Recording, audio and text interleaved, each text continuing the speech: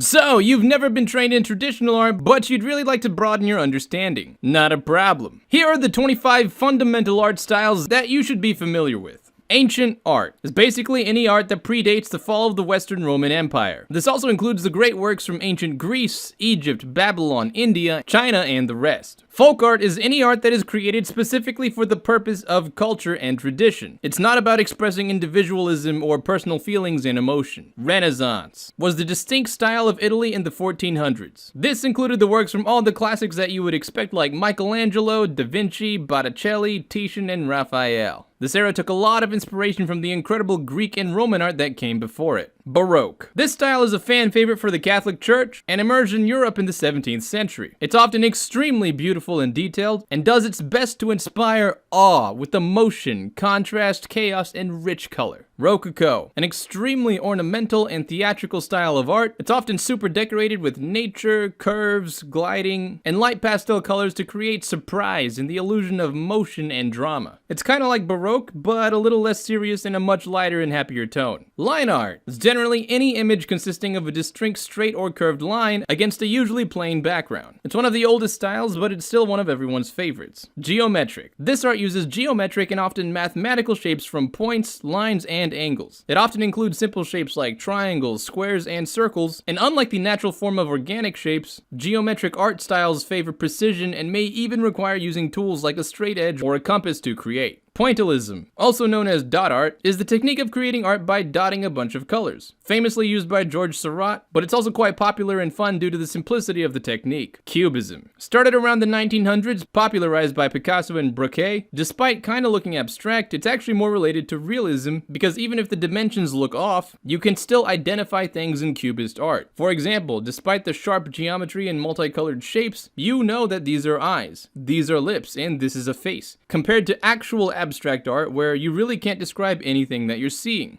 Minimalism. This art tries to express an idea with the fewest amount of visual cues. Picasso was awesome at this. For example, this is how he depicted a bull. This is how he depicted an owl. This is his fox. I think you get the idea. It's also an extremely popular architectural style because it makes rooms seem a lot more modern and spacious. Romanticism started in the 19th century when industrialization was taking over. This art style emphasized emotions and individualism, glorifying the past, often depicting things in medieval history. Works in this style often depicted intense feelings of beauty, love, anger, and horror. Fantasy. This style often originates from folk and mythology and is commonly born from stories and illustrating narratives. It's a favorite for people to escape to the mystical and magical lands with monsters, fairies, dragons, spirits, and anything else you can really imagine. Art Nouveau. It's an international style for decorative and intricate design. Often inspired by the natural forms of plants and flowers, this beautiful style is characterized by curvy shapes, mustard olive, deep red hues, and a lot of asymmetrical patterns. This style is an effort to rebel against the harsh, blocky structures of industrialization. Ukiyo-e is the Japanese art of the Edo era. My personal favorite version of this art style is called bijinga, which literally means beautiful person art, which often depicts the geishas and other beautiful Japanese ornate fashionable women. Impressionist art. Formalized in Paris in the 1860s, this kind of art is largely identified with light brushstrokes and often seems dreamlike. It does not concern itself with the sharp, clear details, and you can often just barely recognize what is trying to be depicted. But somehow your brain knows that these are people, and that's a tree, even though people and trees don't look anything like that. This is a lot of people's favorite art style. Post-Impressionism. This was similar to Impressionism, however, it took the extra liberty of removing the need to stay faithful and true to realistic lighting and colors. The most famous of this style was Vincent van Gogh, who used his color and brushstrokes to convey his own emotions and the state of his mind, rather than the qualities of the actual landscape he was painting. Realism. This is basically any art that depicts reality, and it attempts to depict the subject as it really is without any interpretation or stylization or abstraction. Artists who work in this style often spend substantial amounts of time replicating the feel of depth, light, and shadows as they are depicted in real life. It's also a common style throughout history when it comes to depicting everyday life without any attempt to glorify or undercut the subject at hand. Surrealism. Just remember that this is the weird art that looks like stuff you would imagine on a dream or an acid trip. The name comes from surpassing realism. It often takes real-world ideas and objects and puts them in an unrealistic depiction. Expressionism. Appearing at the turn of the 20th century, this style aims to represent life as it feels or appears to the artist. Unlike realism, where the depth, light, shadows, and colors are intended to reflect reality, expressionism often uses the color and shape as a tool to express emotions and feelings. This often results in bold and unrealistic styles. Pop art, started around the 1950s, is fun and pops out at you. It takes full advantage of extremely popular images, characters, comics, books, and cultural events that everyone recognizes. Modern art. Contrary to the name, modern art refers to work created from the 1860s to the 1970s. Basically refers to art that started to deviate from the traditional real-life depictions of paintings of the real world. Generally, it's much more experimental and colorful. This is the kind of stuff that you'll see if you walk into any MoMA museum around the world. Contemporary. This is the actual art term for quote-unquote new art, or art that was created within the last 10 years or this generation. Because of this, contemporary art is a category that is constantly changing depending on the new art that comes out. Contemporary art is also affected by the limitations of modern technology and rendering abilities of the era. But because of this, it's often one of the most exciting styles because you really don't know what to expect from it. Graffiti. While generally known for being painted on public walls and considered vandalism by many, it's often colorful, unrefined, and raw. Regardless of the legality of it, it's a popular style and is constantly evolving. Figurative. This tends to be any art that retains strong references to the real world. When you're looking at this kind of art, you can easily identify what the shapes are supposed to be and what they're supposed to represent. And finally, we have abstract. This is the kind of art that you think is dumb when you're a kid, but as you get older, you really appreciate. Abstract art is when you try and convey an idea without drawing the idea directly. Let's say you were tasked to paint happiness. A figurative artist would probably draw something like a smiley face or a happy person. An abstract artist, on the other hand, would draw something like a warm collage of yellow and orange shapes, or some combination of color and shape that triggers the emotion of happiness for the audience. Abstract art is extremely difficult for most people, and if you ever have the chance to meet a professional abstract artist in person, I highly recommend you taking them out for coffee, because they're usually really deep, and you'll have an amazing conversation. So, those are the 25 styles that I think everyone should know. Hope that helps, and as always, hope you have a